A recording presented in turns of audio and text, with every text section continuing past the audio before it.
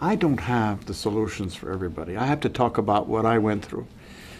When I first starting my business, it was an entrepreneurial business. We were really growing. I didn't think I was a family business at all. Never thought about that. I'm an entrepreneur and I'm building my business and it's going in. And I just never had any thought about that. Until I had to go on a long trip with my wife, and we never traveled together on the same plane. Because we said, if, we're in the beginning, if both of us go, what's going to happen to the children? So we made a deal with ourselves, we'd never be on the same plane. We had to go to a meeting in Hawaii.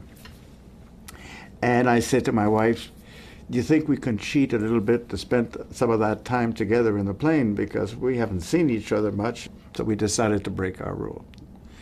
And my most trusted advisor said, do you realize that if that plane goes down, the children will not have enough money, having sold the business then, to pay for your estate duties? So we ended up taking some insurance on our lives so the kids would have enough money to pay for the estate duty. That was my moment to realize that I'd better start thinking about the issues of families, familying, as we say.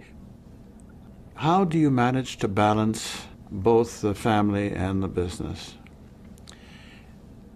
I don't know how other people do it, but I took the time in the growing up years of my children, which were establishing the base, to try and learn to do parenting in a decent way.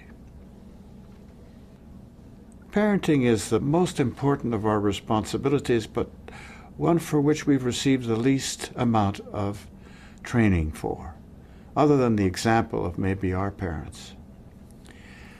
The time to give to the children so that they have those values is in the early years. I made it a point to drive home from the business so I can have dinner with them at 5:30. Mind you, I wasn't ready for dinner at 5:30. I wasn't ready to sit down. I wanted to have a drink. I wanted to relax. I wanted to take my time. But I went back so we could have dinner together. Then I'd go back to the office.